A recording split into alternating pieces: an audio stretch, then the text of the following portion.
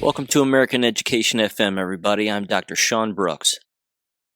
Welcome back, everybody. Welcome back. Okay, I've got one for you here. This is an interesting one. You've heard me, of course, talk about schools becoming insolvent, the lack of responsibility, how they're not accepting any responsibility for anything that they've done. Certainly not over the last 3 years. And the vast majority, I should say, of this particular episode is going to be about that. I've watched a school board meeting here. This again specifically is the school district where my niece and nephew go. It's one of the larger school districts in the state of Ohio, and they are becoming insolvent. They're really in some dire straits here, and as it turns out, their excuse making is second to none. Again, as you would expect, they're not accepting any responsibility for anything that they've done, and they're honing in now on some really key sentences and key word usage that I find absolutely remarkable. I'm going to get into that, as that's going to be the vast majority of this episode. But before I do that, I do want to say a quick thank you to everybody who commented on my whistleblowing experience and last week's episode from a week ago. I received a great deal of emails and comments in the comments section, and I really do appreciate it. I fully understand that I'm not alone in that regard. Numerous individuals have experienced very similar things, and many of you have also. And I just again wanted to say thank you. I've read all the comments, and I read the emails as well. One particular email I received was from an individual in California, a single mother. They know who they are, and thank you for that email. I replied back to them, and their story is absolutely fantastic when it comes to taking control of their child's life and their child's education, and getting their child out of the California school system. It's absolutely amazing. They apparently have found a separate school that uses the Abeka curriculum, which is great, and that's where their child is now, as opposed to, again, the indoctrination camp that is American K-12 schools. So thank you again for that email. I really do appreciate it. Thank you for listening to the show. And yeah, I hope more information from this particular episode, reaffirms your decision and reaffirms everyone's decision when it comes to getting out of this crumbling mess. Because again, these people are arguably some of the dumbest that exist. They're so brainwashed, it's sad. It really is. And here's what I would really equate it to as I sort of ease into this financial situation with this particular school district. If you really want to watch a group of individuals who have no idea what they're doing, you really need to watch a school board meeting specifically. School board meetings are, I should say this. Let me start over. You should watch a school board meeting as an awake person. If you're awake and you know what that word means, and you know what that feeling is, then you are in fact awake.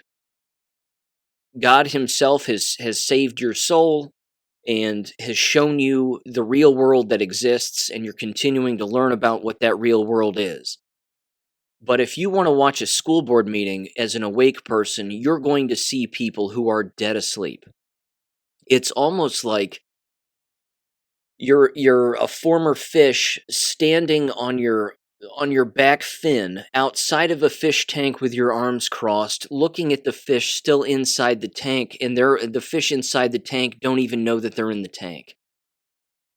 I don't know if that's a very good comparison, but you get what I'm saying. It really is sad to watch these individuals not take any responsibility for anything they're doing. And if you want to get your blood pressure up, or if you want to, exercise for the day, the best way to do that, honestly, is to watch a school board meeting. These people are insane. And I mean that, literally. They are nuts. They're absolutely nuts. So let me dive in now to the Westerville City Schools in Westerville, Ohio, into their latest board meeting. eh, I gotta. This is really gonna get my pulse up. I can feel it already. First of all, it was a 2 hour plus meeting, about 2 hours and 30 minutes. I watched it in its entirety. These individuals, well, first of all, let me set the stage here just to remind everybody. You have a new superintendent who's brand new to the district as of just a couple of months ago, which means he bought into the COVID lie also in his previous district. Every single person who currently sits on the board now bought into the COVID lie.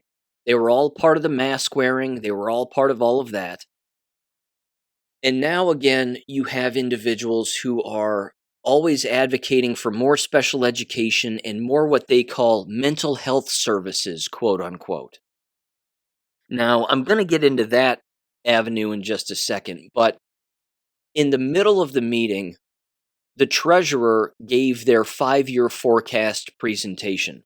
This is the same woman who openly stated, again in a previous meeting, that the reason that everyone's health insurance costs have gone up by at least 13% is because, quote, that's just the way the market is right now, unquote.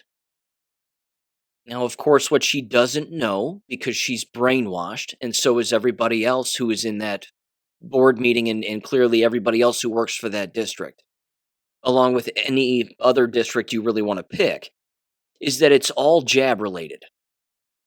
The shots have caused people to die, get sick, and then use their health insurance if they're still alive more than they've ever used it. That's why all the premiums are going up. That's why the cost of health insurance is going up. They're losing their customers from the shots because they're dead.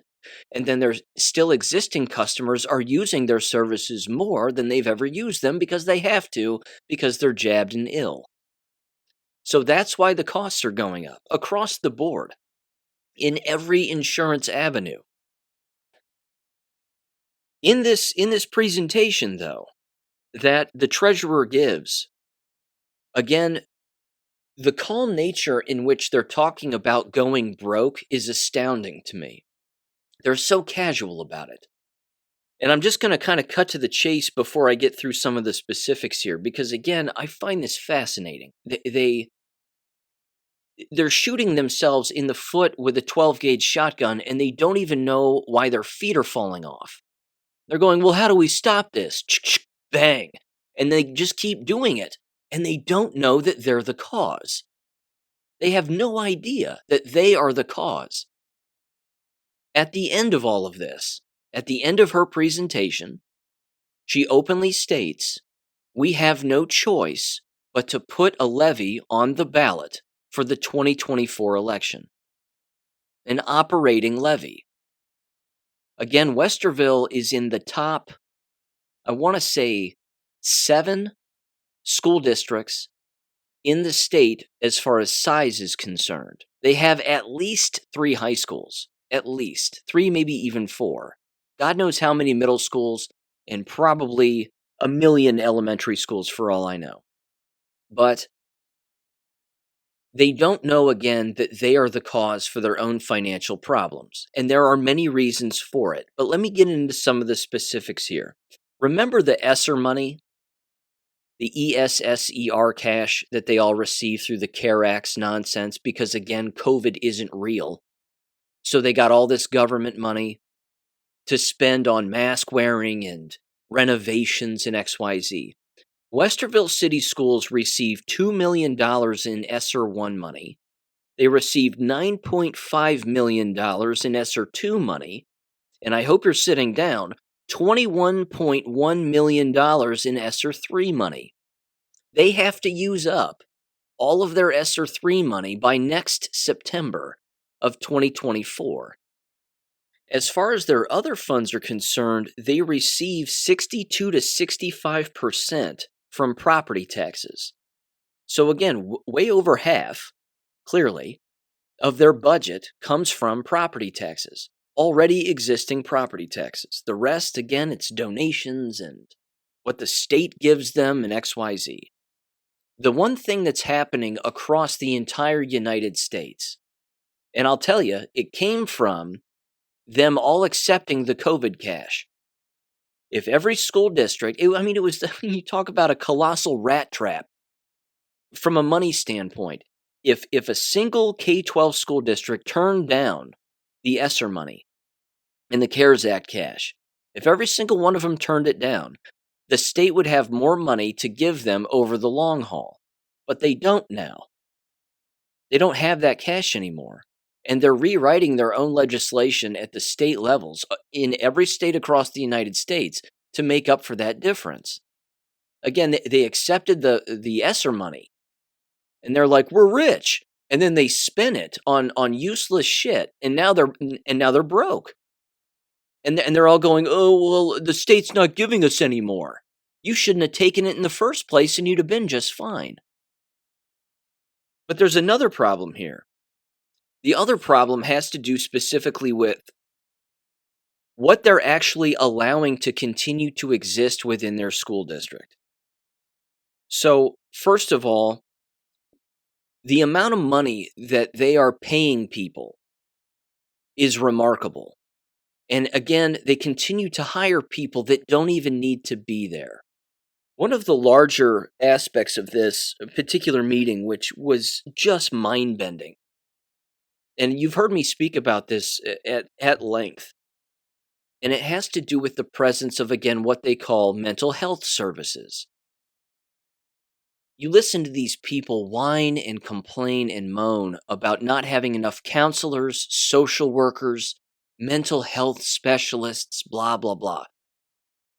By the sounds of it, it sounds like every single school is a mental institution. Like every single school is filled with just retarded people who need padded rooms. That's how they make it sound. There was also another individual, there were at least 3 of them, who are associated with sort of like, I don't know what they are. They're like counselor liaisons, which that right there again, that's a word that drives me up the wall. You talk about a useless position. And it has to do with school district liaisons. Give me a break. These people make copious amounts of money for doing next to nothing. All they do is, again, they're just order followers, and they give advice, and they show up at a board meeting, and, well, we manage the counselors, and we do this, and we do that. It's a useless position. But what they're advocating for constantly, and this should bother everybody, whether you have children or not, is that they openly state that they are interested in younger children having access to counselors to create a foundation for our quote-unquote kids so that they have this all the way through their entire schooling experience. She even goes so far as to say she wants children to have access to counselors at the age of 2 years old. 2. She openly says this, that she wants 2 and 3-year-olds to have a foundation because we have to get them young, and we have to, I honestly thought I was listening to Vladimir Lenin. It was astounding. Very soft-spoken, overweight black woman. Again, just, well, they just need to have counselors, and the younger they are, hopefully we can get as many counselors in the kindergarten age and elementary schools as humanly possible. Ladies and gentlemen, I've told this story before. When I was in school, we had next to 0 counselors, and the one counselor we had actually thought that putting his hand in a sock and making the sock talk to all of us was an inviting thing that would cause us to want to go talk to him if something bad was happening. The guy was an idiot. Again, I've been over the counseling profession before, which even one of the board members, the board president, who's a complete moron, she openly states, she goes, what's the difference between a counselor and a social worker? Can you help us with that? She actually asked that question. Now, I know she's probably asking it to, again, ask it on behalf of the citizens who don't know. So she just asks it, and then that's that. It's beyond ridiculous. In today's day and age, counselors are secretaries. They do basically everything. They counsel and supervise standardized tests at the state level. They supervise attendance, scheduling. It's 1,000 other things. Very rarely these days are they actually bringing in a child who is in real dire straits and actually helping that child. I'm not saying that doesn't happen. Of course it does. But very rarely. They're basically overpaid secretaries. That's essentially what the job has become. Why is that, though? Because school districts have hired endless people now to, again, fill in all kinds of other responsibilities. That's why you have intervention specialists, quote unquote, and mental health experts, and all these other people that they hire, and then the liaisons that manage all of them. It's all wasteful spending, all of it. You should hear the way that they talk, because they sound like if they don't have 4 counselors in an elementary school, that's like driving down the highway with only 3 tires on your automobile. I mean, all hell breaks loose and they all lose their minds. It's completely reckless. It's fiscally irresponsible. And again, they're the ones causing it and they don't even seem to know it. Now, there's a couple of charts here that the treasurer showed, which are amazing. Again, this goes back to the personnel expenses. Get a load of this. This is why they're becoming insolvent. And again, the calm nature in which she brings this up is amazing. This is in millions now. For as far as personnel are concerned, when it comes to their cost, their salaries, their services, their retirement, and their insurance benefits, this year alone, they're spending $157.65 million. In 2028, they'll be spending $223.84 million. So the money that's, again, I'm not an economist, but I can understand this basic line graph, because the next chart's just absolutely insane. As the expenditures are increasing, the amount of money that they're bringing in is remaining the same and decreasing. Now, what does that mean? It means you're broke. But why are your expenses increasing? And here's the kicker. Their expenses are increasing because of all the useless shit that they've bought and been associated with over the course of at least a decade, if not longer. The education business is designed in the United States to be bankrupt because it already is. Again, you don't have to be an economist to know that if you spend more than what you're bringing in, you're going to be in debt, which means then you're going to be begging for it. You're going to be begging for money. And that's what they're doing now. It was actually funny because at the end of her presentation, not only did she say, we need another levy. We need a levy next year. They got back into their regular meeting and they were talking about all their problems and then giggling about it and ha ha ha and whatever else. And I have a few comments about that too. But at the end, the treasurer kind of silenced everybody very quickly because the board president says, well, in the future, when we consider a levy, the treasurer cuts in a little bit later and goes, we don't have a choice. There has to be a levy here. It's not a, well, we're going to consider it. I mean, she openly said, we don't have a choice. We have to put a levy on the ballot. And the answer is yes, they do. They have no choice. But here's the kicker. And again, this is the opportunity of opportunities. It can't get more wrapped in a perfect present than this. The best way to make them disappear as a school district and put their balls in a vice is to absolutely crush them by not voting for a levy. They don't deserve it, number one. Number two, they've abused everybody in the school district because they're all brainwashed and they think COVID is real, and it's not. Never was, never has been, still isn't. And they're fiscally irresponsible. And, I should say, the biggest one perhaps, they don't take any responsibility for the fact that they were the ones who caused it in the first place. And they're not alone.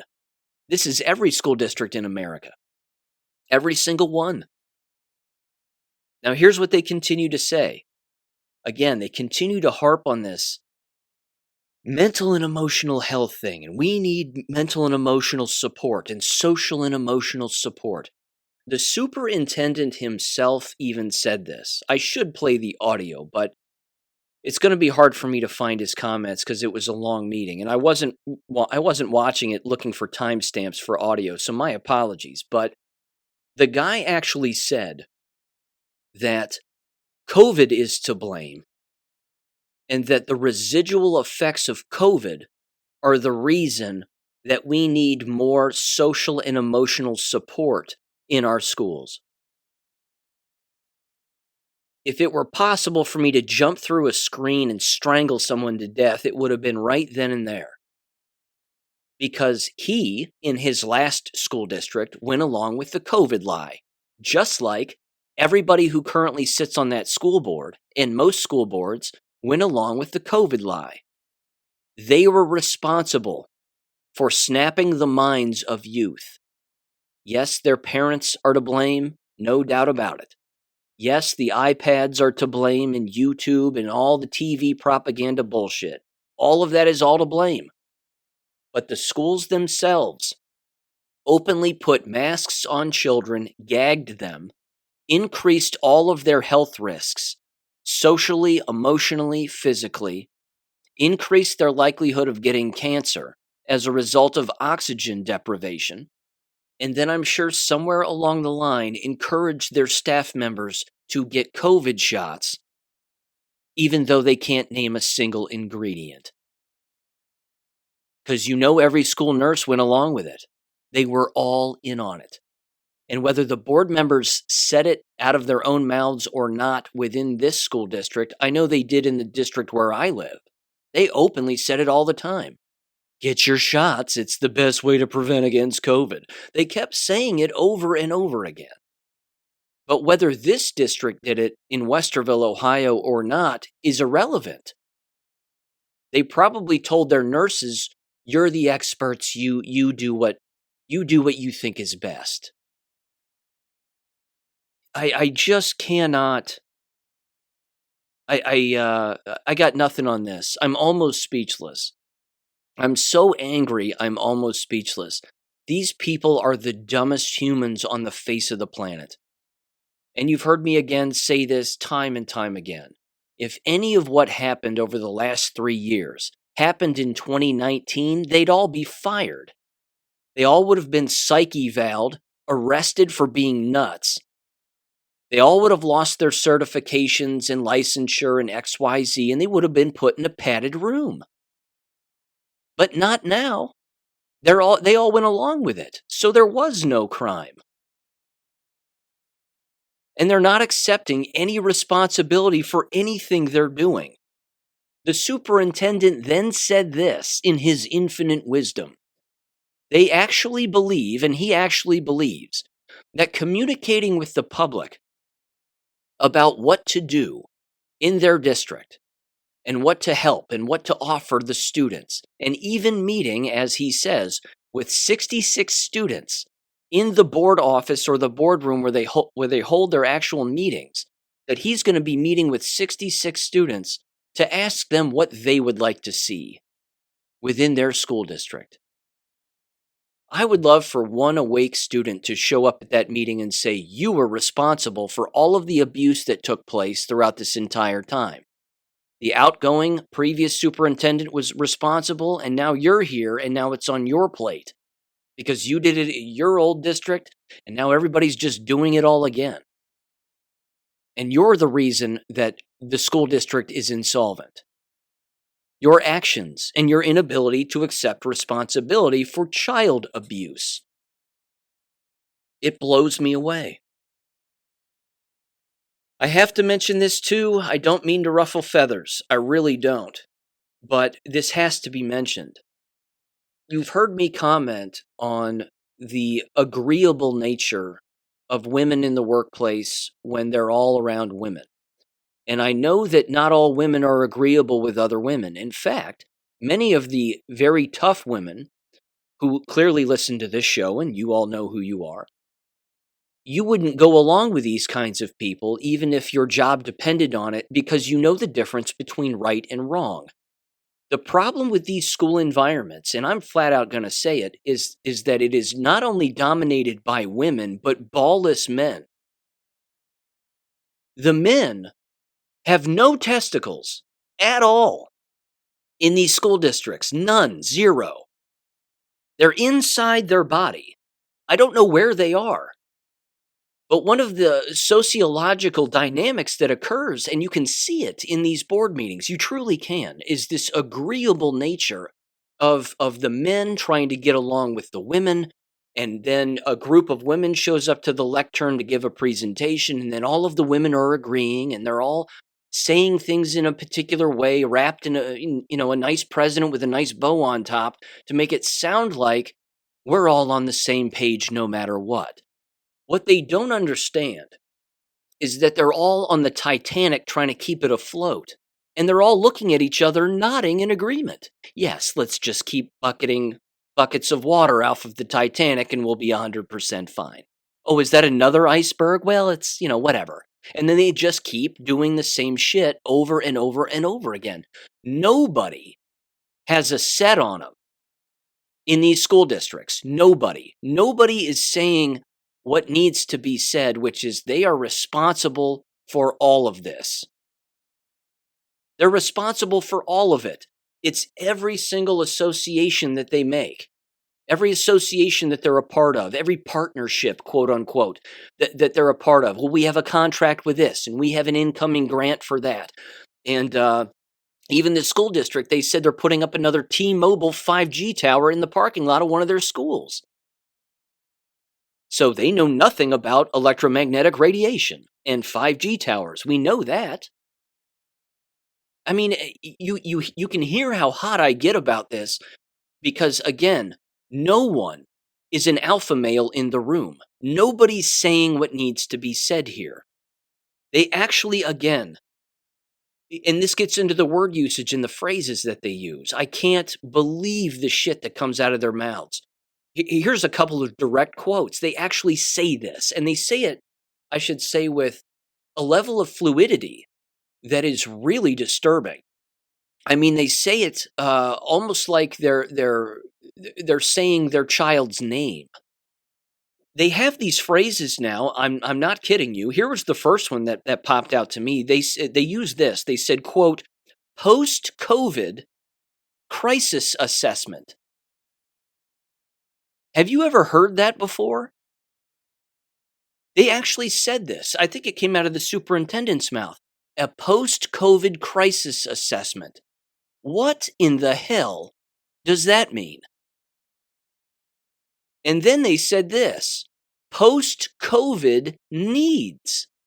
We have to meet the post-COVID needs of these students. That's why we need more social emotional learning and mental health services, is because of post-COVID needs. What in the ever-living shit does that mean? They're creating buzz phrases and words based on their own abusive tactics.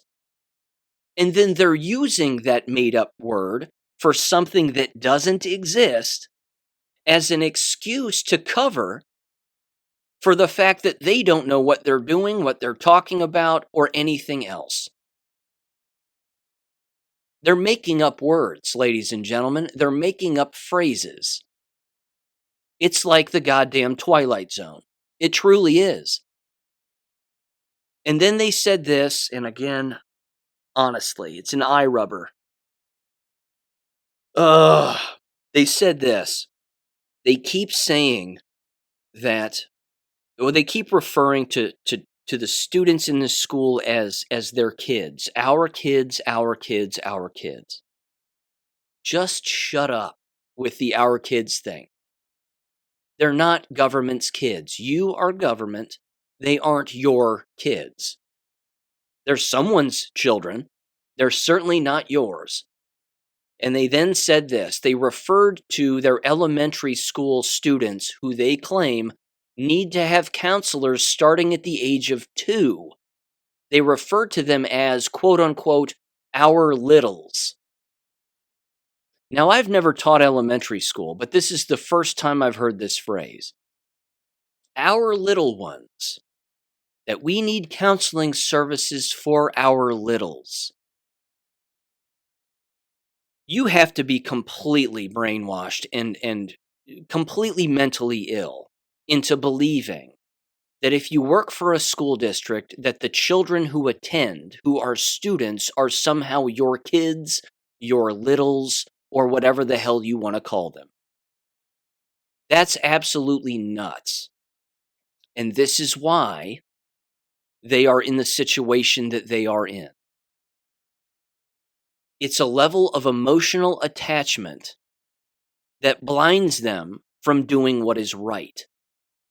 Because emotions are not facts, as we know. They're not the same thing. And when emotions are heightened in any situation, cognitive decline is always present. Your inhibitions start to drop. You start to not think critically. 1,000 other things occur. Some people can balance them out nicely. Others can't. And in an environment like this, with ballless men and the vast majority being agreeable women, this is a huge problem. This is why the business is failing. There was also this part, which was hilarious. I couldn't believe that they even admitted this. One of the guys who's associated or in charge of the special education in the entire district, he's, again, their coordinator, their liaison, whatever you want to call him. Again, a useless position, because special education teachers, if they exist, should just be able to do their job without his input. Does he make more than a special education teacher? You bet your ass he does. He makes money hand over fist for doing next to nothing. He's a useless position. Fire him. But he actually said this regarding the younger teaching staff, rather. He said, when they were having this conversation about technology use, he says the vast majority of our younger teachers were born in the early 2000s. So they're in, of course, their early 20s. He said they've known nothing but technology use. They've had nothing but technology. And then he says, in their teacher education programs, all they're learning is how to use technology to teach. That you have to use this tech program and that tech program and this website and that website and this gimmick and this toy and blah, blah, blah, blah, blah. And he's right. He's right. He openly indicted teacher education programs as having their heads in their asses. And he's right. And then he said this, which again was even more of an indictment on younger teachers. He says, when the technology stops working, or they don't have access to the technology, he said, the younger teachers don't know what to do. They feel like they've been thrown back into the Stone Age. So you quite literally, as a business, are producing teachers who don't know how to communicate unless technology is involved. Holy shit. That's a problem. That's a serious problem, because what that really shows is a lack of thinking. They can't think. They can't create something at the drop of a hat or on a whim that would be educational for the whole if the power goes out. Again, wrap your mind around that. I'm laughing. I'm laughing. It sounds funny. It sounds hilarious. Like, wow, they're really retarded. But then you're going, oh no, they're retarded. That's what the environment is. And what was funny and sad, all mixed together, funny haha and sad oh my god, was that they were chuckling about it. As middle-aged adults. They're all in the room going, ha ha ha, yeah, younger teachers technology. Isn't that funny? I'm going, no, this isn't funny. This is a serious problem. This is, again, the purposeful dumbing down of America. This is it. If you can make the future instructors of youth stupid and maintain that level of stupidity generation after generation, by the end of time, the vast majority of people are just going to be stupid. I mean, we see it in every walk of life all of the time, everywhere, do we not?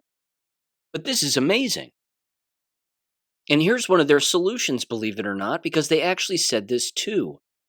They were actually advocating toward the end, and this again was the Leninite, if you want to call her that, the old we got to get them while they're young and build that foundation at the age of 2.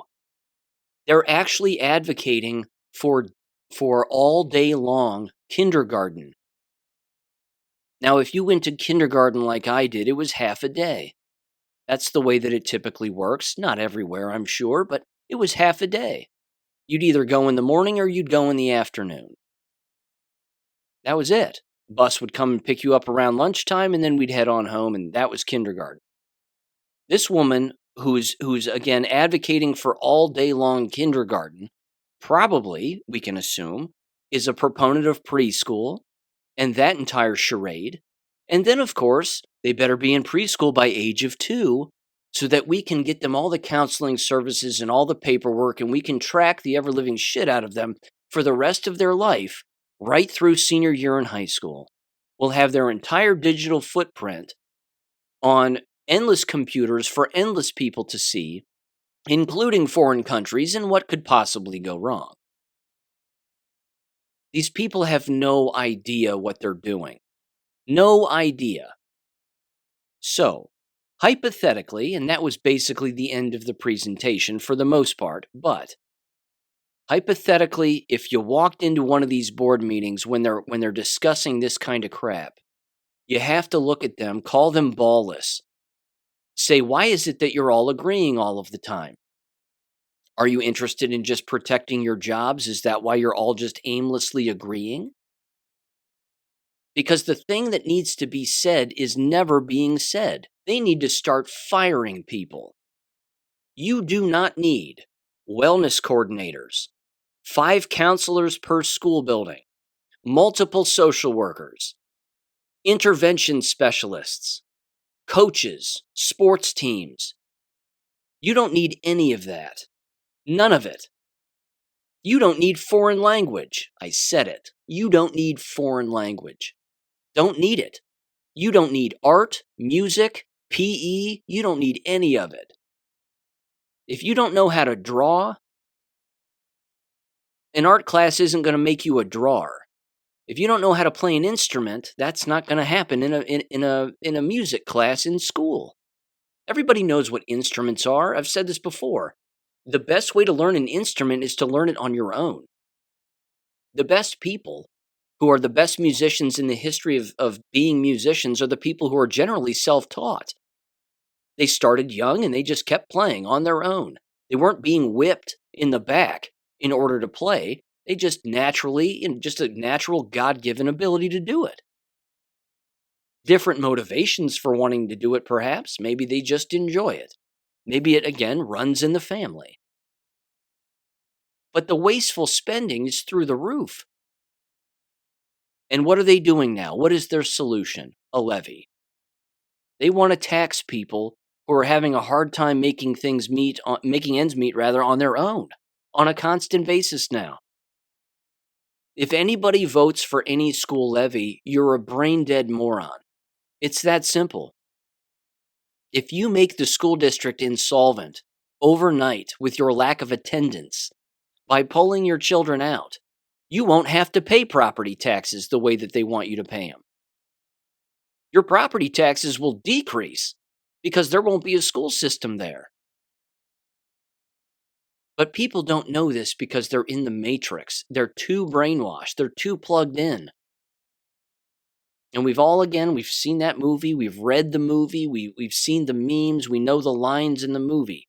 These are the individuals that are fighting to maintain the matrix because they can't for the life of them understand what life is like without it. They just don't know. It's just incredible. It's absolutely incredible. And I hope that what I just explained right there, and I didn't make any of that up, all of that's real. What I just explained should reaffirm why you have pulled your children out of these school districts. And hopefully it reaffirms your decision because you've made an exquisite decision. You're way ahead of the curve. And again, speaking of ahead of the curve, what's funny is that when you hear this school district and these people talk in Westerville, Ohio, they have no idea that they're actually so far behind the curve that endless school districts in Ohio are already experiencing and have experienced what they are currently experiencing now, and they were experiencing it years ago, just like 1 or 2 years ago, where they're having to throw levies on the ballot because they're going insolvent and they don't know why.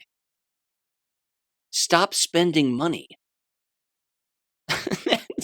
That's it. All they have to do is stop spending it. Well, our expenditures are going up. Well, cut it out. Cut it out. You are wasting your money on useless shit that no one needs. When we went to school, we didn't have any of that crap. There was none of it. There was no mental health services and counselors, grabbing at our ankles and pulling us into their rooms to talk to us about our problems and blah, blah, blah. There was none of that shit. None of that existed. We had a fat guy who stuck a sock on his hand. Mr. Peepers was his name, I think. And he'd move his little hand and he'd make a beep noise. You want to come talk to Mr. Peepers? And I'm like, no, I'm not retarded. I don't need to talk to a sock on your hand. Are you high? Oh my God. They make it sound, though, again, this is part of the problem. They make it sound like every child is mentally handicapped. Like every child needs counseling. Because again, keep in mind, and this is huge, they keep bringing up these COVID lines. Post-COVID era. And hell, I got it written right here. Hang on. I said it earlier. Post-COVID crisis assessments. Post-COVID needs. They're on drugs. These people are on drugs. They're not thinking.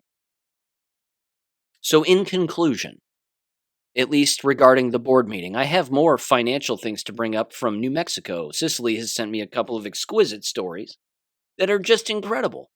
But you may recall that one of the board members is in my Deadpool, a Mrs. Jennifer Altman. She was reelected to the board, God knows why. Throughout the entire meeting, she's coughing her brains out. And it's that low diaphragm, bottom of the lung cough. It's not that up top, base of the throat, upper lung, quick, clear your throat thing. This is one of those guttural, coughs. Because she's jabbed to the bone, and she has AIDS. And her central nervous system has been injected with this synthesized snake venom, which is what the COVID shots are. Again, these people. I'm rubbing my scalp off here. It really is astounding how far gone they are. And these are the people responsible for youth. At least they think that they're responsible for youth. Ultimately, it's the parents who are responsible for their own children. But my God in heaven, when you hand your children over to people like that I just described, and the things that they say, you have coming all the problems that you have coming. You really do. At some point, the onus is on you. It just falls on you as a parent. Again, the superintendent thinks that asking students what they want in the district is going to solve their problems. He has to be on drugs. You don't ask a child anything. You don't. That's my opinion.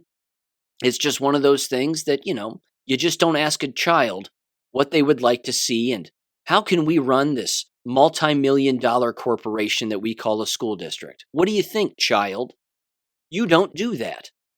But as a school district, you don't ask children what they want. They'll say pizza and video games. And then you slap them across the head and you say, go back to class. It's ridiculous. It's a complete waste of time. But he's doing this because, again, he's a man of the people. He's one of these guys who takes over one of these positions and tries to be liked by everybody. Most students don't know the name of their superintendent, nor should they. They should stay as far away from administrators as humanly possible. I've provided the same advice to school teachers. Stay as far away from administrators as humanly possible. Stay as far away from superintendents. Don't even walk into the district office. Stay as far away from these people as humanly possible. The more you're known by them, the worse things get. You're just shining a light on you constantly, and then they know who you are and XYZ. Again, the vast majority, well, I should say this. It's also one of the reasons why there's very little input from parents in these meetings. Parents don't show up to these Westerville City School Board meetings and yell at these people. That's all they should be doing. That's the only thing they should be doing. But this district is making it sound like their shit doesn't stink.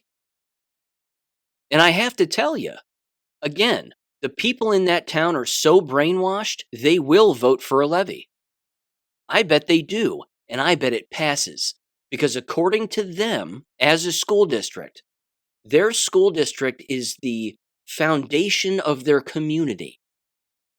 Without it, they have nothing, according to them. They openly said that in the meeting.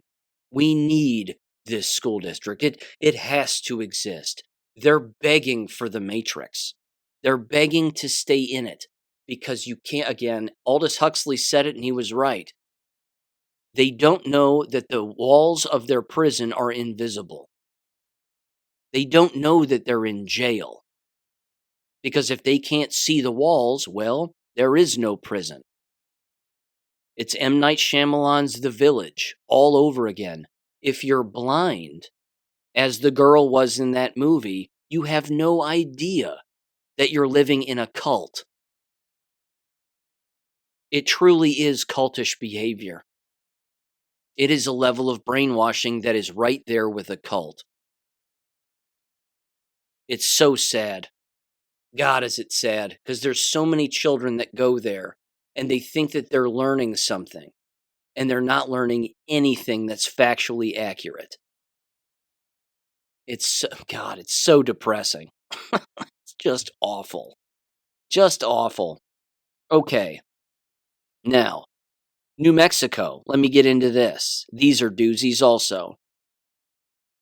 Right up there with advocating for day-long kindergarten, like that's going to solve something. Here's what a district in New Mexico is doing. It says this is from KOB4.com or KOB.com.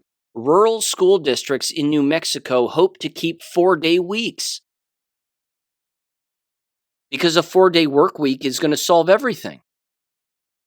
I mean, it's going to make a lot of people happy. And again, why are they doing this? They're doing it so that they can cut the lights off on the 5th day, save a little bit of money, and then they use the 4-day work week as a hiring tool. They actually think it's an incentive. This will bring in more teachers, in particular young teachers, because they don't want to work 5 days a week. So we'll make it 4 days a week, and then, we'll just have more people who will want to work here instead of, say, work over there where they have to work 5 days a week. It's ridiculous. Give this audio a listen in 3, 2, 1. So how does a 3-day weekend every weekend sound to you? For many school districts in our state, that's exactly what they've been enjoying for a long time. But now one state agency is trying to change it. Tamara Lopez spoke with one superintendent today about why they're not happy about this move, Tamara. What did he have to say? Well, Julie, Ron Hendricks of the Socorro School District Superintendent says the New Mexico Public Education Department is trying to create a new rule that would make schools have a certain number of days in the school year. Now, that comes after the New Mexico State Legislature passed a law saying schools only had to have a certain number of hours. And he says his school district is not happy about the possible change. You know, we have more opportunities in these little small towns because of our demographics. David Hicks is the Socorro School Board president, and he's talking about the district's 4-day school week. We're not Albuquerque. We're not a huge Las Cruces. They can do unique things we can't do, but we can also do unique things that they can't do. Because Socorro students have Fridays off, the district offers voluntary CTE programs for older kids like welding or automotive. But now their 4-day week is threatened by the New Mexico Public Education Department. Socorro Superintendent Ron Hendricks says he got a notice from the PED that the department will hold a rule hearing to change that. It will require 180 days of instruction, overruling House Bill 130 passed by the state legislature, requiring a certain number of hours of instruction. We had a compromise. The legislature jumped in there and said we don't want to say it's done by days. It can be done by hours, which is in statute. And so that's what we really fought for, and the legislators helped us with that. Hendricks says the 4-day week is a way to keep teachers. Since the switch, the district has been fully staffed. Teacher morale has been off the charts since we started this. Right now I have 22% of my teachers that drive in from other communities.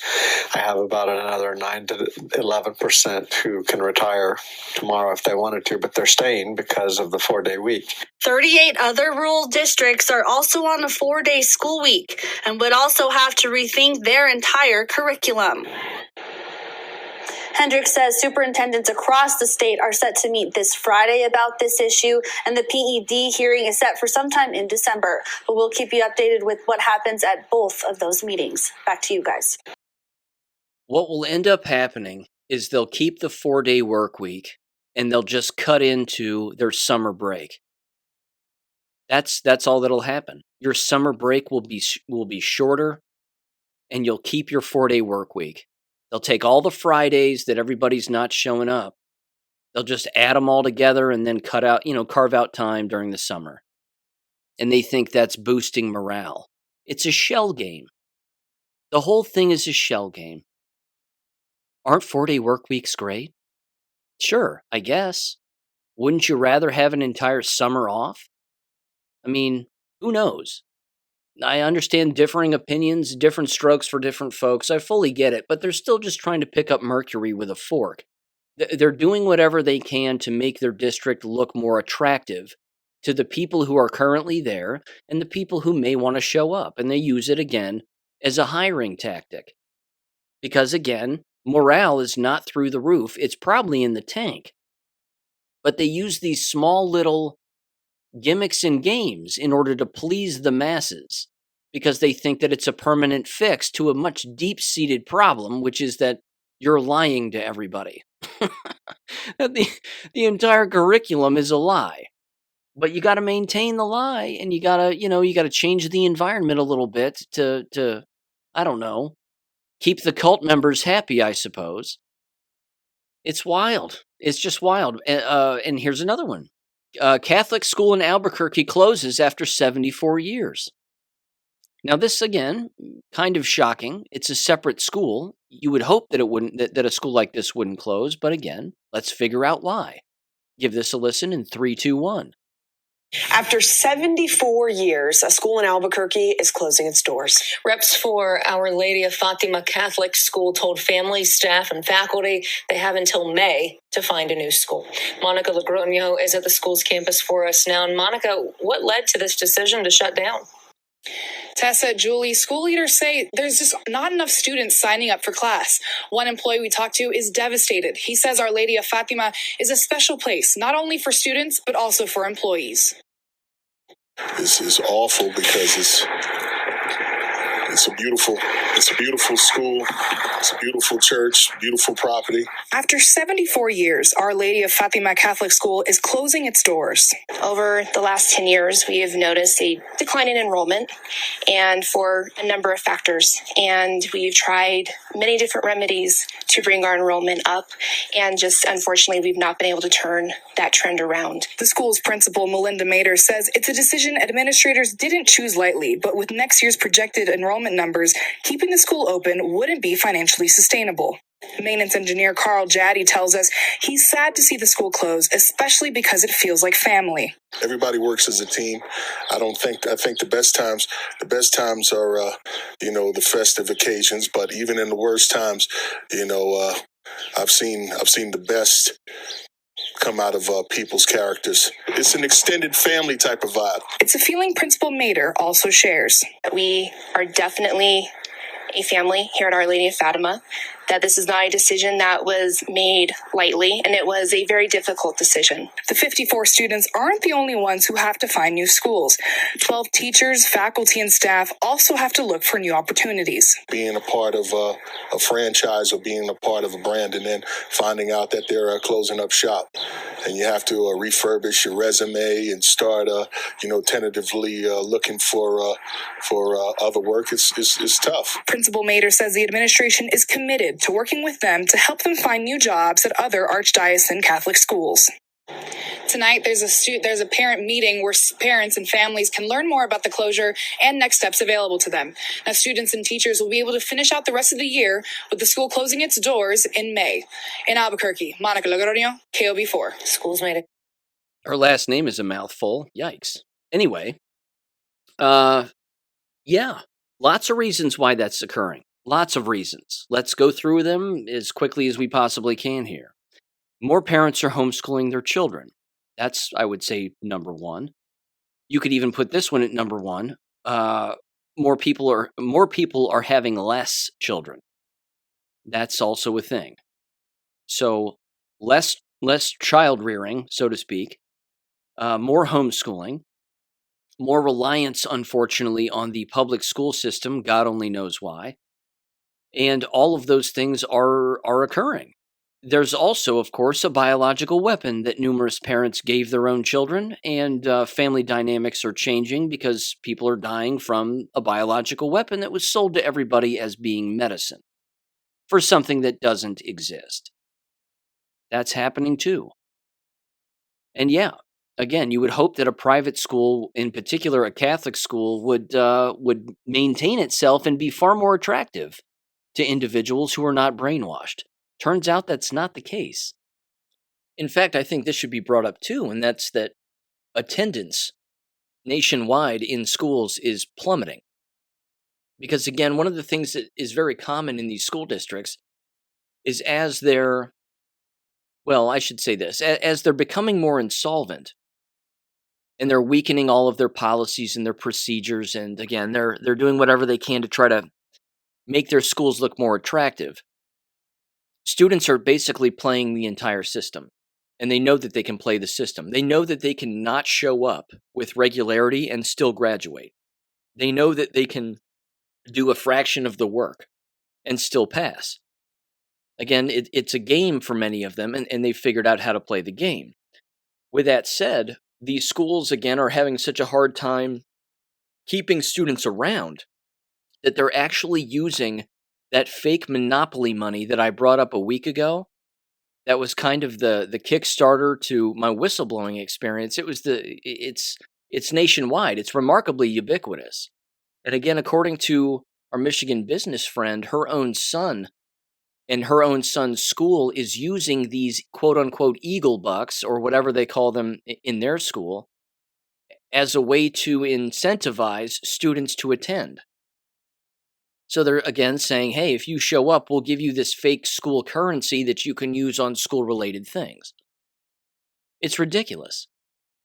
She even said that I think her son is stacking up these Eagle Bucks and actually selling them back to students for real money. And students are buying them with real cash. It's the dumbest thing I've ever heard.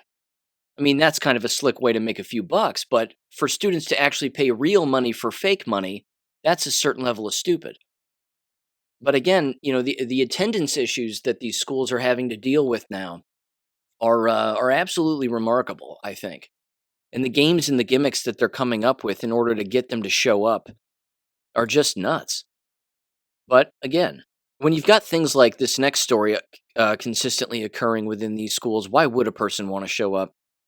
This is from, let's see, coverage you can count on, WBTW13.com. This comes out of Raleigh, North Carolina, where a teen was stabbed to death in what appeared to be a gymnasium in a fight. They were not white students, if you were curious, and give this a listen in 3, 2, 1. Following yesterday's deadly stabbing at Southeast Raleigh Magnet High School. I'm Bill Young. And I'm Liz Ortiz. 2 students were stabbed at the school yesterday. One of them died. CBS 17's Maggie Newland is live outside of the school. Maggie, a difficult day for students and staff. A difficult day and a much different scene than we saw just 24 hours ago. There were ambulances and police cars all over this area. Today, the school is closed as students grieve, but grief counselors are available for people who need them. We want to show you some video of the fight that all led up to this. Now, this fight was in the gym of Southeast Raleigh High School about 11 o'clock yesterday morning. At one point, you see a teen in a white shirt with a shiny object in his hand, repeatedly jabbing another student. Police charged a 14-year-old student with murder, accused of stabbing 2 students. A 15-year-old died and a 16-year-old was taken to the hospital. Police say he's expected to recover. The school spent the day on code red lockdown with no one allowed in or out. Again, if students need grief counseling, the school did provide parents with a number that they could call to reach out to for help. Grief counselors are also available for staff here, as it is going to be a very difficult time for some time to come. We're live at Southeast Raleigh High School. Maggie Newland, CBS 17 News. Because, it's prison. Just hanging around the general population in prison. Couple of stabs here, a couple of stabs there. Kid ends up dead. Bunch of witnesses, nobody really stopping the fight. Bunch of people recording it with their cell phones. How about we put them in jail too? The people recording it, rooting it on. These are the people that need to go to jail too. At least they charged him with murder. That's good. Shocked it wasn't a slap on the wrist after killing somebody. Absolutely nuts. Now, what administrators and teachers knew that such a thing was going to happen? Did they know in advance? Did this student have a history of violence? Probably. Did somebody not report something when they should have? Probably. It's amazing. These environments are amazing. Here's another one. Loudoun County Schools. The American school district that refuses to learn from its previous mistakes. That should be their slogan. Here's the story regarding their ex-superintendent, a Scott Ziegler. This guy was found guilty in a court of law of retaliation against a special education teacher. It's rather remarkable. And again, his inability to accept responsibility is astounding. This happened back on September 29th. And of course, now they have a different superintendent who has replaced him, who is actually not any better. And I'll have a follow-up story regarding him in just a moment, but give this audio a listen regarding their last superintendent, a Scott Ziegler. The superintendent of Loudoun County Public Schools was found guilty of retaliating against an employee this afternoon. Former special education teacher Aaron Brooks says that Scott Ziegler fired her because she and others spoke up about one of her students she says was inappropriately touching her in class. A jury convicted Ziegler of that misdemeanor charge, but acquitted him on a separate misdemeanor. Northern Virginia Bureau reporter Drew Wilder has been in the courtroom all week. He joins us live now. Drew, what was the former teacher's reaction when that verdict was read aloud in the courtroom? It was very emotional, Erica. Aaron Brooks' head actually fell down into her hands and she started crying as her former boss was convicted of retaliating against her after 6.5 hours of jury deliberations. The former superintendent, Scott Ziegler, and his attorney exited the courthouse this afternoon, but they refused to answer any questions as they now prepare for his sentencing hearing, where he faces up to 12 months in jail and or a $2,500 fine. Now, he had that one conviction, but as you mentioned, the jury found him not guilty of penalizing Aaron Brooks for missing work due to her participation in the Attorney General's special grand jury, which was investigating how the school district handled the 2 unrelated sexual assaults in 2021. Now, during the trial this week, prosecutors argued that Brooks' administrators wrote these glowing reviews of her work until conservative activist Ian Pryor vaguely brought up Brooks's claims during a school board meeting. And immediately after that, the prosecutors prosecution argued that Ziegler and others manufactured a way to not renew Brooks' year-to-year contract, firing her and her teacher assistant.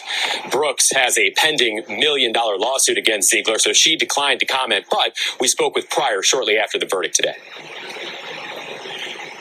I tried to do the right thing for them, and they got terminated because of that, and that weighs heavily.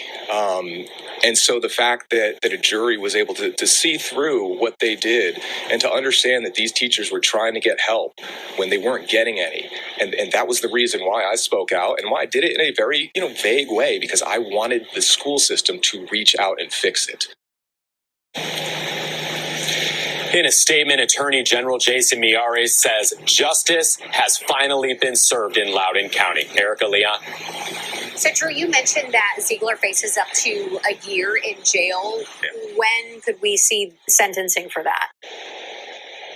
Yeah, so Erica, the sentencing hearing is scheduled for January 4th. And while that was being set today, Ziegler's defense attorney told the judge that she plans to file a motion to set aside the jury verdict and started to tease the reason why, which is the very issue that we've been talking about here all week long. This is a very nuanced law that Ziegler was convicted of, and she thinks the jury got it wrong. She also points out that any superintendent in Virginia can choose not to renew a year-to-year teacher contract without giving any clause. So she'll make that argument just before he's scheduled for sentencing early next year. You guys. All right, Drew Wilder live for us outside the courtroom. Drew, thank you. Drew. Okay, few things here. Number one, the Aaron Brooks teacher, female, no relation.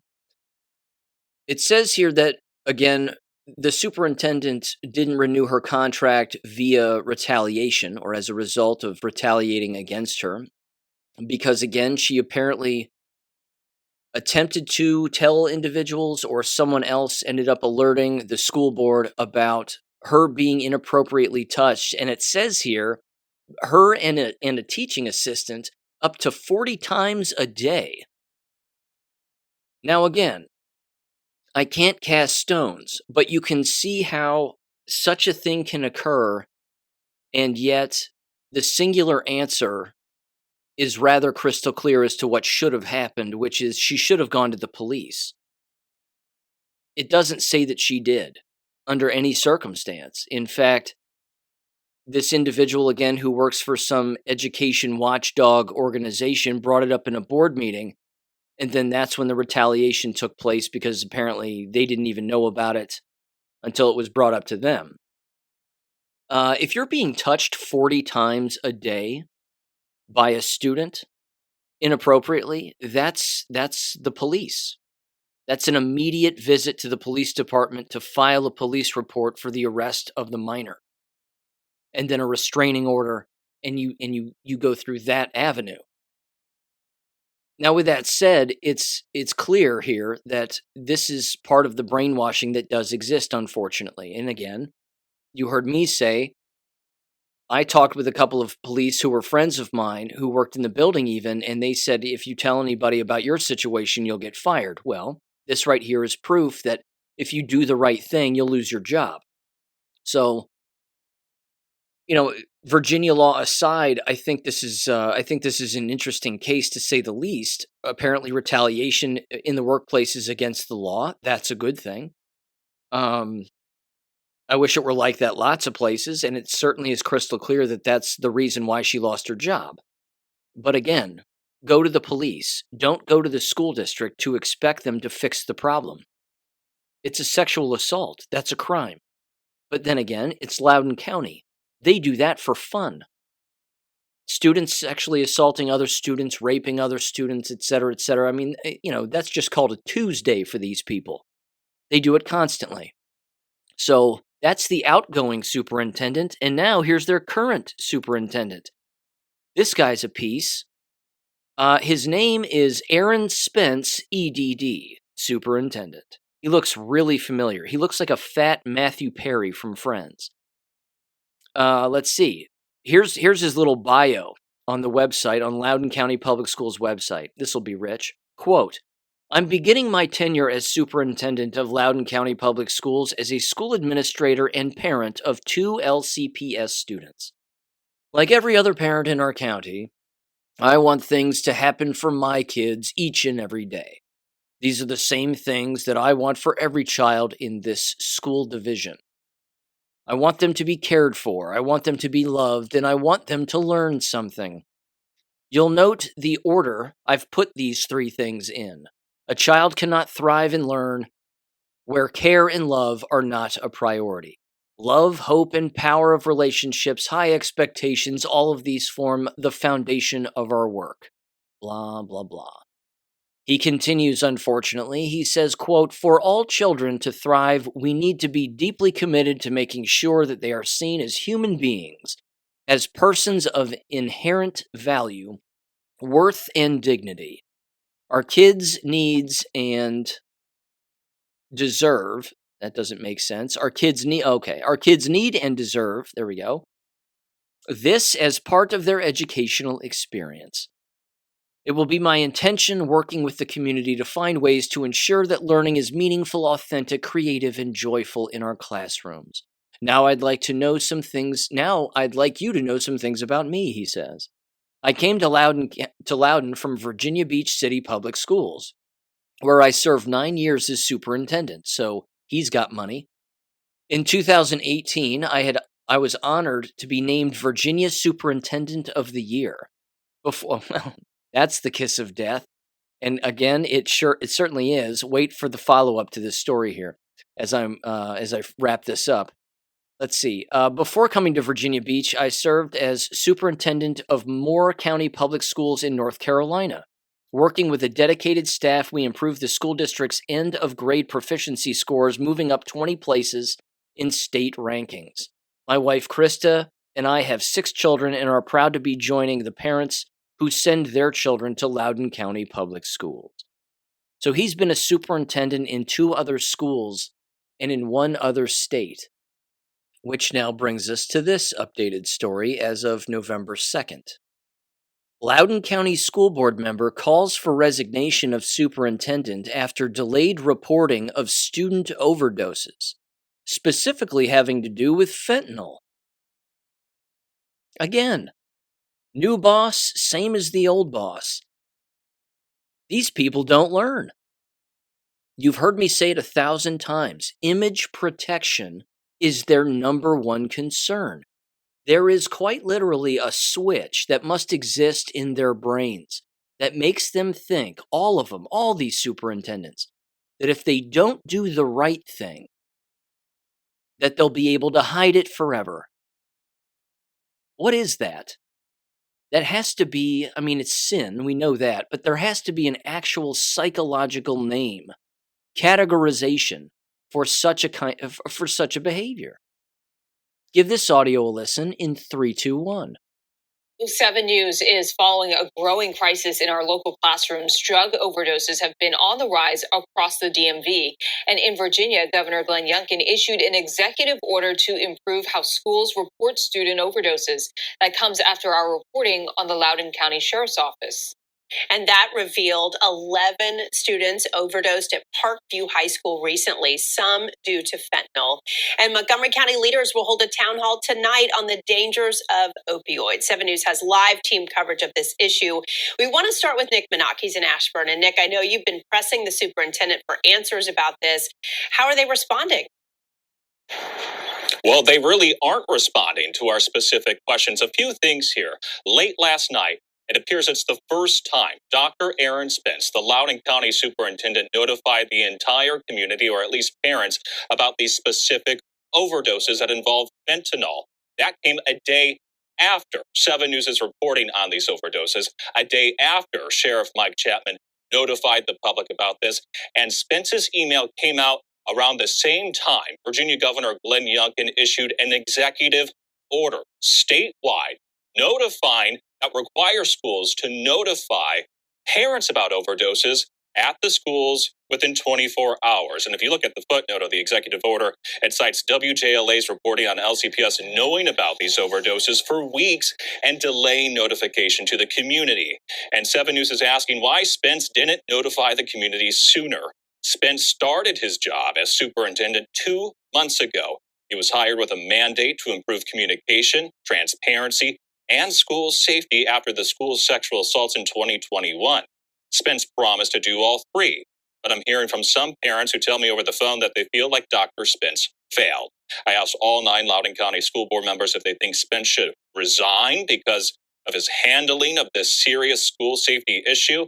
We spoke with Loudoun County, we tried to speak with Loudoun County School Board member Harris Mahadavi as he walked out of the Loudoun County School Administration building. Here's what happened.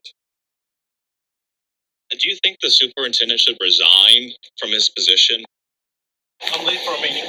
Is it okay with you that the superintendent did not notify parents of these overdoses and he knew about it for weeks? Forgive me, I gotta run. Yes or no, sir? School board member Harris Mahadavi.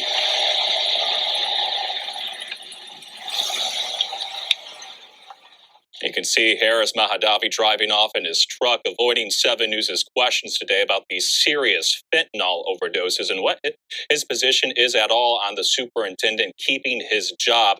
Now, we did speak with the sheriff's office. They're asking parents to have serious conversations with their kids about these potentially lethal drugs that are in schools in Loudoun County. We're going to have much more ahead at 5 o'clock on 7 News on just that. Live in Ashburn, Nick Minock, 7 News. Okay, so very quickly, I have this audio too. I want to play this also. This is that same reporter, Nick Minock, if I'm saying his name right, from Channel 7 News there in Loudoun County.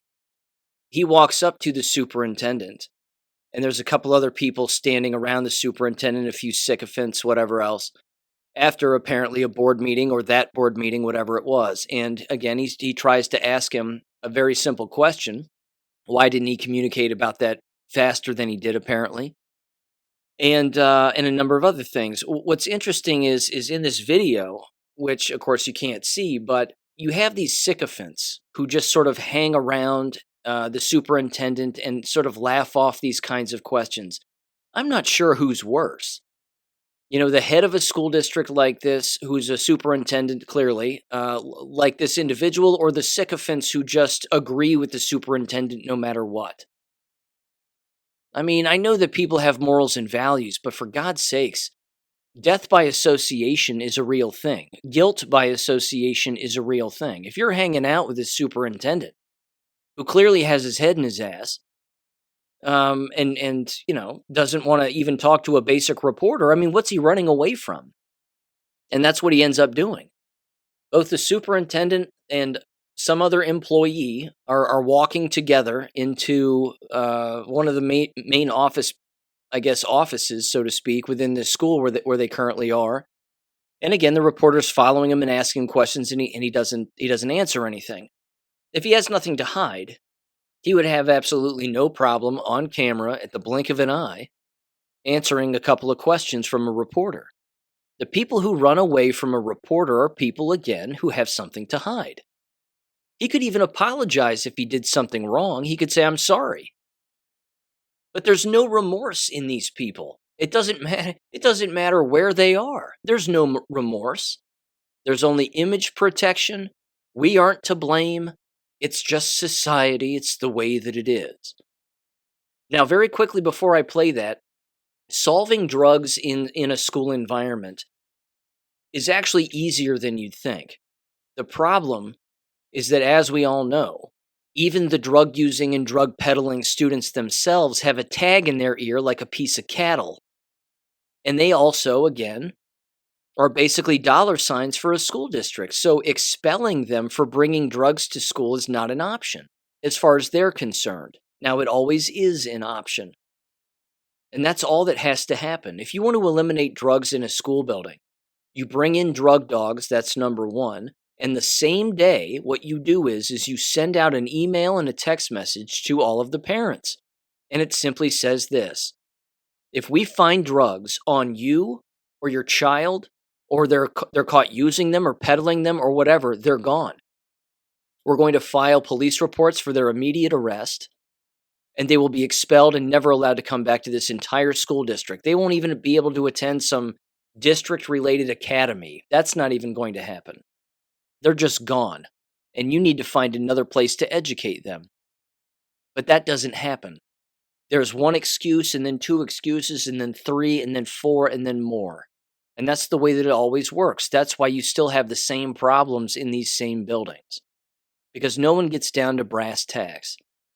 So here's the reporter confronting the superintendent in 3, 2, 1.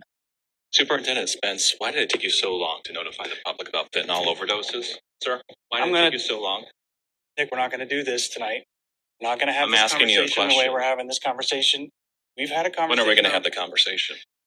Put the camera away. You and I go sit down, have coffee, and we'll talk about your approach to journalism, Nick. Okay? Why did it take you so long to notify the parents about the fentanyl overdoses? You didn't know about the overdoses late September? You have a constituent. Yeah, I understand. Why did it take you so long? She does not want to be on camera. Do you mind? I'm asking you a question. Why do people want to know? She does not want to be on camera. Do you mind? To notify the public about fentanyl overdoses. Sir? All right. Sir, this is life and death. You said you were going to improve communication and transparency. Do you think you succeeded in that? So, Nick, when you put the camera away, you and I can have a conversation about journalism, and then we can talk about this conversation. Do you think you have improved transparency as the new superintendent? Yes. By not notifying the public about fentanyl overdoses? When? As soon as I became aware of it, I put a team to work on it. I asked them to do a communication plan, an education plan, and a safety assessment. They got to work on that immediately, and before students were back in that building, we had a communication out to parents. And when did you tell parents? Around the time that the governor issued his executive order? That's when you did. Yeah. No, I'm not. Why'd you wait so long? Sir,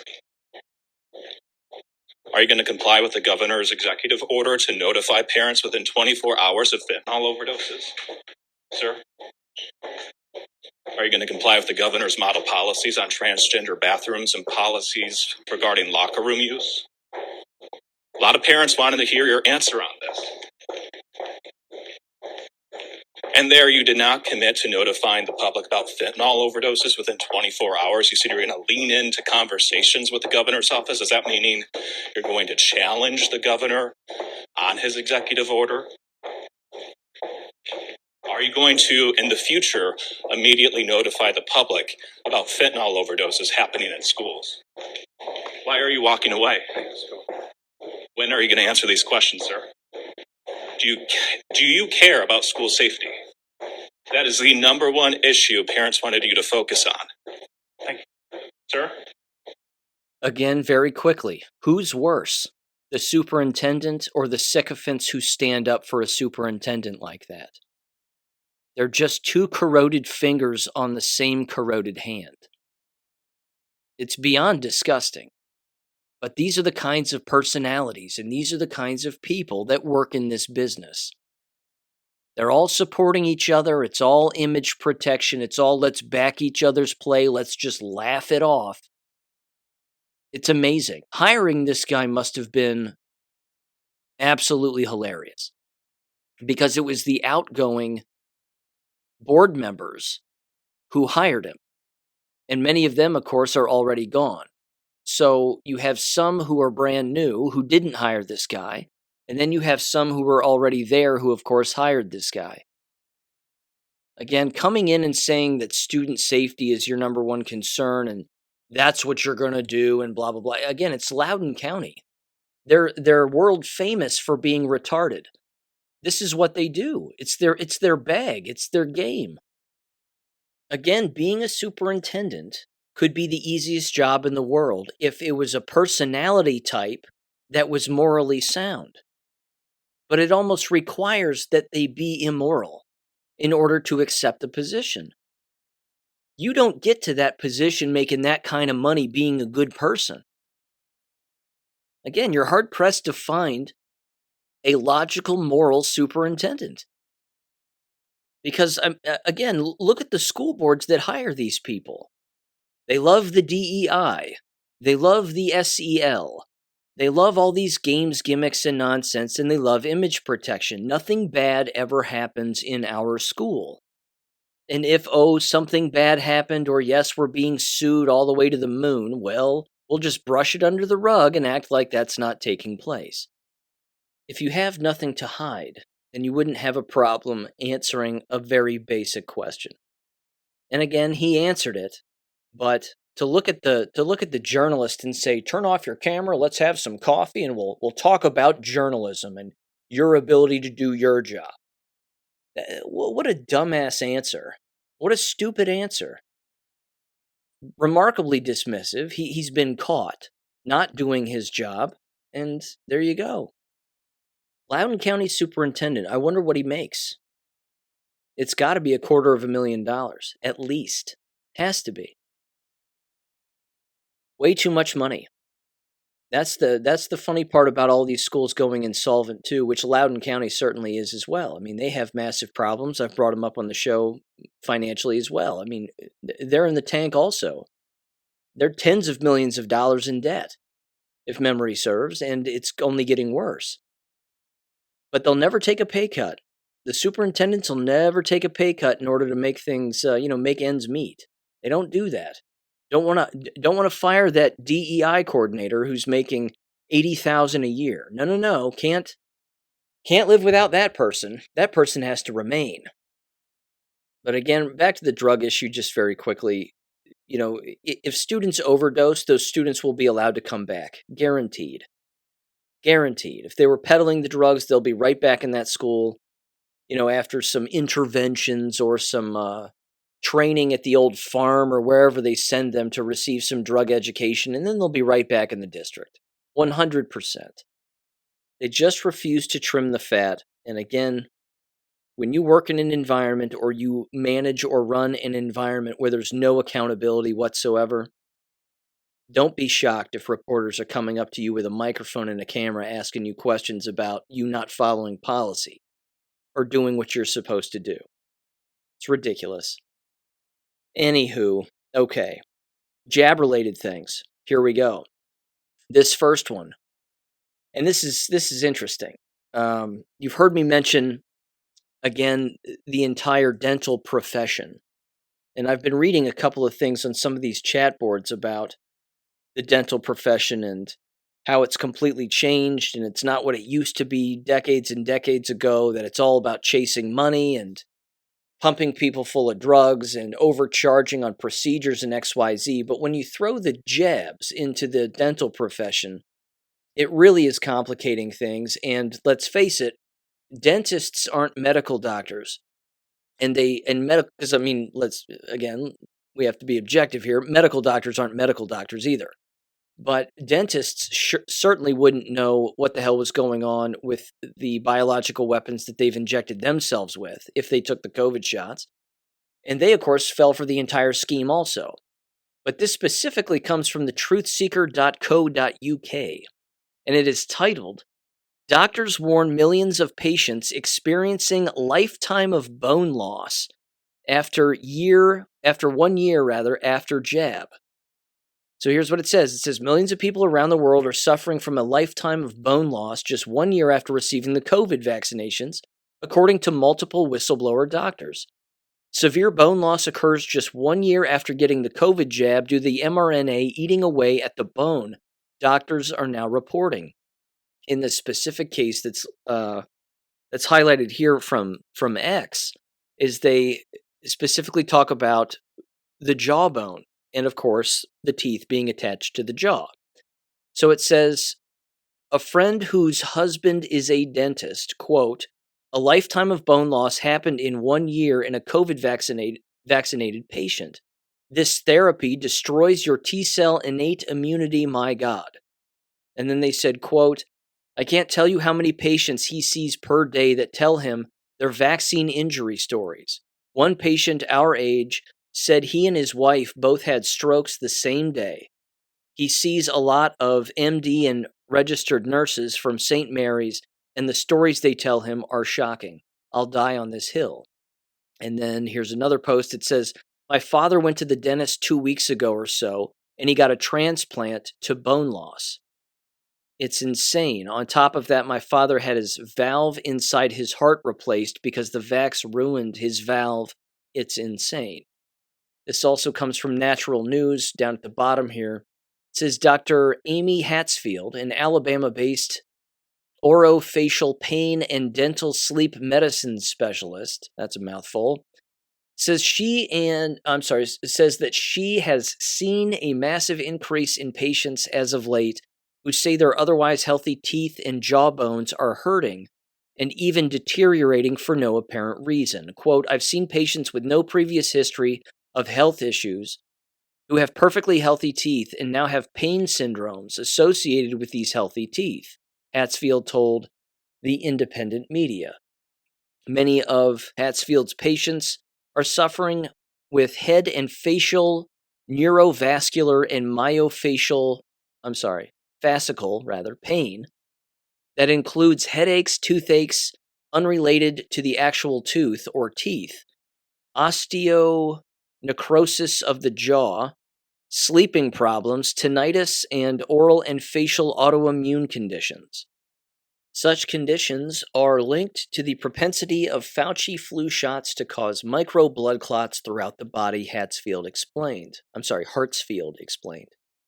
says one such person who started suffering severe bone loss after getting injected with Moderna's mRNA injection is 79-year-old Cheryl Alverson, who had to have all of her lower teeth extracted due to a massive reoccurring infection caused by extensive post-injection bone loss.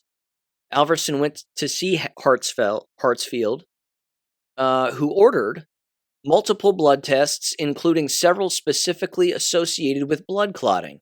They showed that Alverson's body had become overloaded with microclots from the shots. Hartsfield discovered that these microclots directly interfere with bone healing following extraction.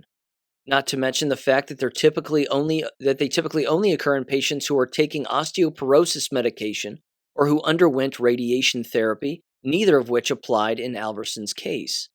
The only thing Alverson did prior to developing these symptoms was take the Moderna mRNA series of injections for COVID, as well as the follow-up booster shot. Well, she's done. And almost immediately afterwards, her bone and teeth problems began. Dr. Doug Denson, another Alabama-based oral surgeon, said he's seeing much the same thing with his patients, many of whom he is now referring to Hartsfield for treatment. Denson says he is not 100% sure COVID jabs are the cause behind his patients' troubles, though there does seem to be a connection.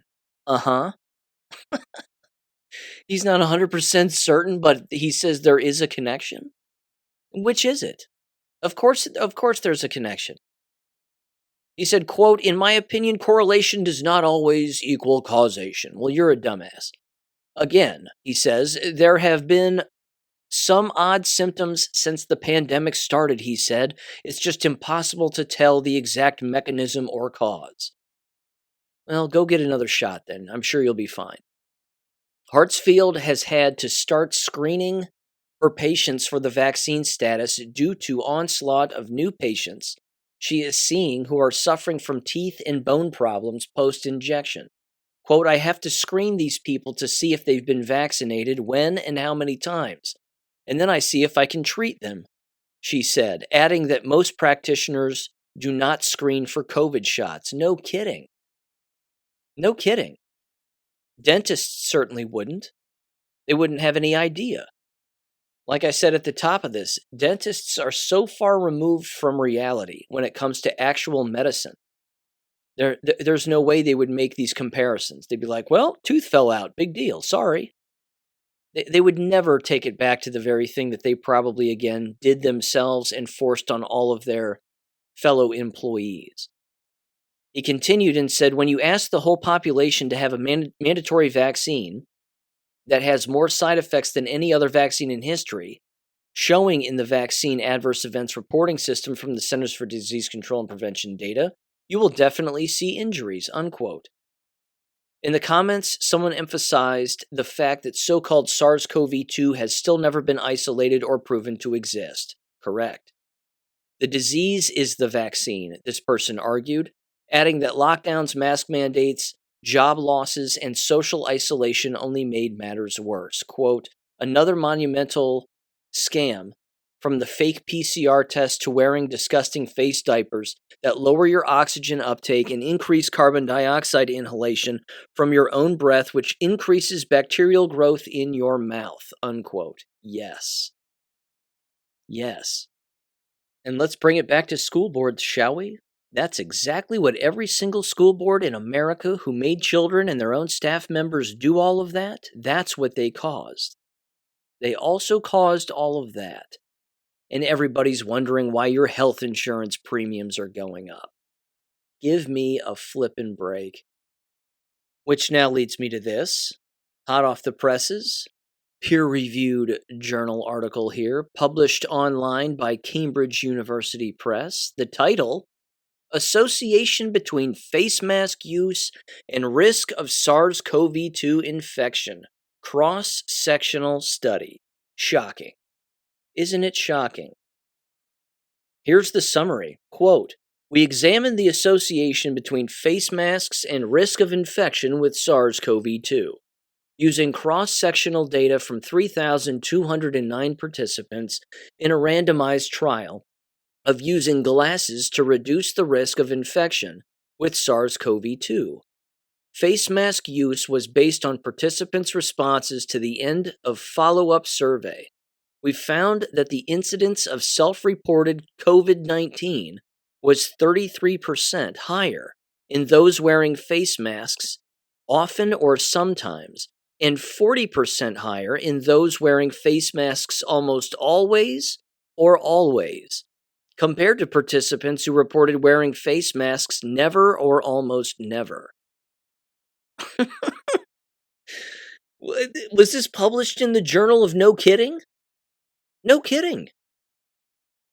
We believe the observed increased incidence of infection associated with wearing a face mask is likely due to unobservable and hence non-adjustable differences between those wearing and not wearing a mask.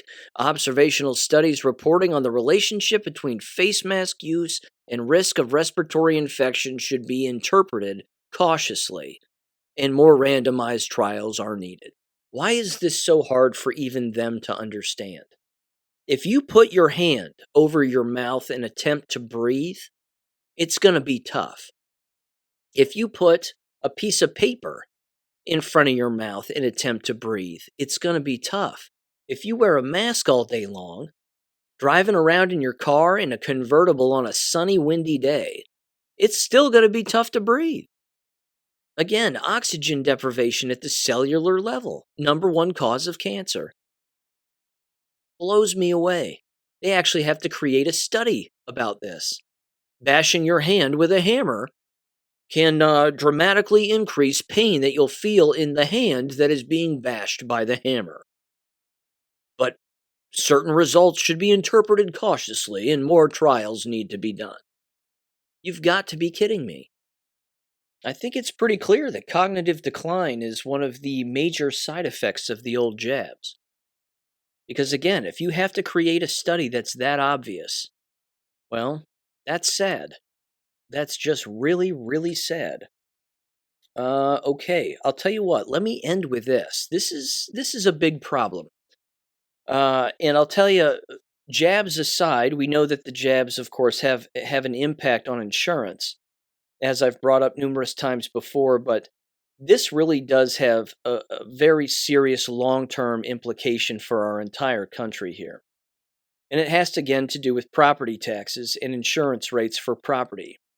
Our Michigan business owner friend texted me the other day and sent me this. Now, again, they have an insurance friend, and this is insurance that is nationwide now. Apparently, what I'm about to read here applies nationwide. This is not good. It says the following, quote, my insurance agent friend just got out of an emergency meeting. Starting January 1st of 2024, all landlords who own a commercial building are going to be hit with an insurance increase of 25% on the lowest end to 50% or more, quote unquote. This includes people who own homes that they rent. A massive attack on property ownership. She said my associate who owns the Holiday Inn is so fucked. His insurance is almost $100,000 per year. So this is going to be an extra $25,000 to $50,000 plus per year. And then I said again, is this just New York State or everywhere? She said, nope, nationwide to the best of her knowledge. Also, she said, quote, out of the 9 markets I can insure a commercial property through, starting January 1st, all of them are refusing to insure commercial except for 3. So now I only have 3 total markets I can insure through, which is basically a monopoly.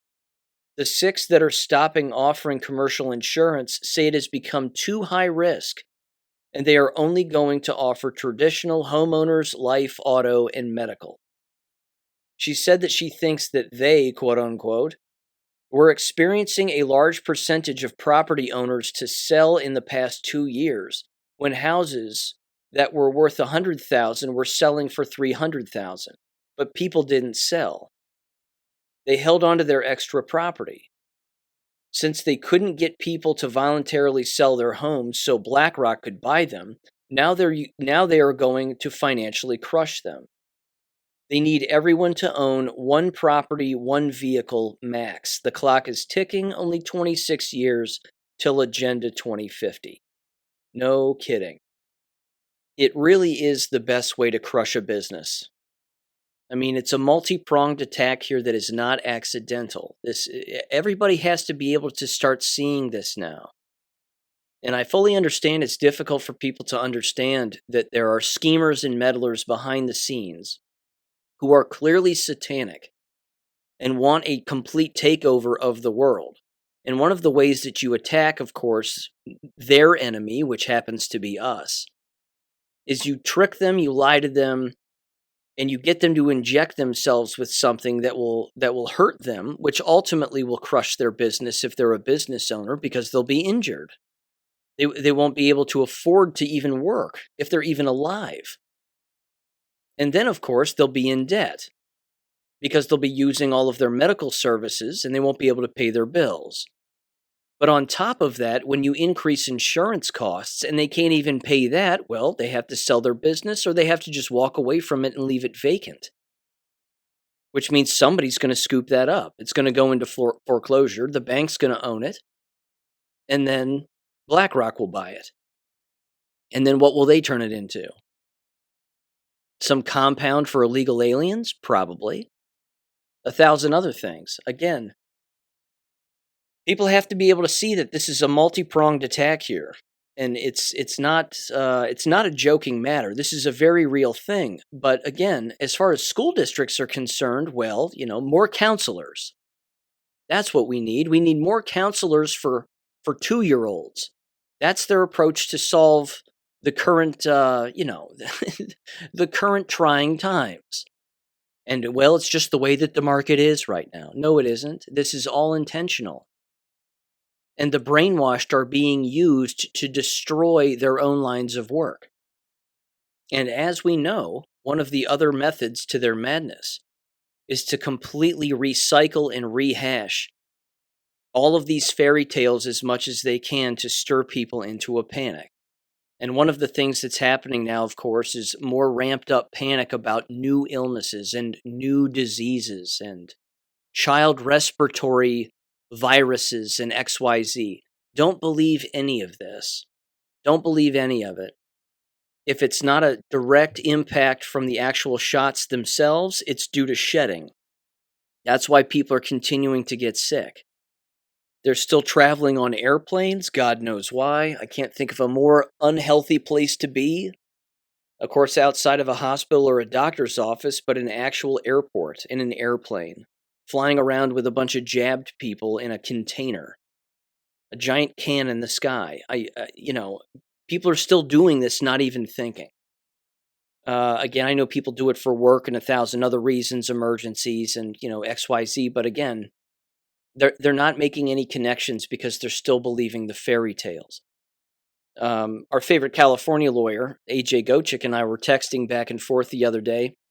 He says he has a friend who didn't buy into the COVID lie, didn't take the shots, but is actually starting to buy this and actually buying into these new China viruses that are allegedly coming out. Again, there's no viruses. We were going back and forth, and we both agree that the shedding is always in play. The shedding is still a thing that is in play because people are still taking shots. They're still injecting themselves with things. And there's no proof that the shedding wears off. I mean, yes, shedding wears off from flu shots because, again, you can get that aluminum out of your body and you can get those unhealthy cells out of your body. And, of course, our blood refilters itself every 100 some odd days. But even, was it 120 days, something like that? But either way, there's just no evidence that the nanotech shedding from these COVID shots are going away or somehow off the table as, not being a viable scenario as to why people are still getting sick. And I mentioned this to him too, and he knows this, and I brought it up here on the show, is that you heard me say a long time ago that the entire fairy tale of the first go around with all of this, I would say the missing link in the initial fairy tale was that they were saying that children don't get COVID, quote unquote. And that was kind of the excuse for parents to not jab their children. Is they said, well, the shots aren't available for kids yet. This was very early on, of course. And then numerous people were coming out and saying, well, we're not seeing kids with COVID. It's middle-aged people and it's the elderly. Those are the ones that need to take the shots in XYZ. Well, see, that wasn't good for the pharmaceutical industry because they want everybody wiped out, just like the shot companies want everybody wiped out. So what did they do, of course? They slow-rolled the approval for younger and younger ages now, right down to birth. 6 weeks old is I think, the earliest you can get your shot, if not right out of the womb. But again, see, now they have the kid element. They're saying, well, kids are getting these respiratory illnesses and this pneumonia and blah, blah, blah. Again, even Dr. McCullough is saying that. Well, is he taking shedding into account? Is he taking into account that the child himself has received the COVID shots? Again, you don't get respiratory illnesses unless you're being poisoned. That's how that happens. You're around people who are poisoned, or you yourself have been poisoned with something. They don't just happen. A child doesn't just get pneumonia. It doesn't work that way. There has to be a major shift in the weak point of a person's body in order for such a thing to occur. Now, like I said, weather shifting, which the weather has been shifting, at least where I live, it went from being rather mild and somewhat warm to all of a sudden very bitter cold and the air is super dry. That's going to change a person's body and they're going to have to adjust. That causes people to get sick, and we all know that. That's not unusual. But for people to not consider the shot taking as being the cause as to why, again, now children are getting sick is ridiculous, frankly. And they're just going to use that. My overall point is this. They're going to use that in their new fairy tale now to get everybody jabbed with the same things as much as humanly possible because now they have the kid element, whereas the first time around they didn't. Now, we still saw, unfortunately, plenty of kids get jabbed with this because their parents are brain dead. But I don't know what else to say. Again, people are going to keep falling for it. I know that the vaccination statistics are rock bottom right now when it comes to people wanting to take shots, and that's a good thing. Less and less people are buying into the propaganda, which is a good thing. But damage done. Damage is still done. So don't comply. Whatever it is, don't comply. Whatever it is, don't believe it. But there's going to be a lot of interesting stuff, again, that continues to happen between now and next election. They have to throw everything at us again, one more time, including the kitchen sink. Just don't comply. That's all. All right. That's it, ladies and gentlemen. Have a great weekend. Thanks for listening. Head on a swivel, and I'll catch you on Monday. Peace. Thank you for listening to American Education FM. Make sure and check out AmericanEducationFM.com for more information. Take care and God bless.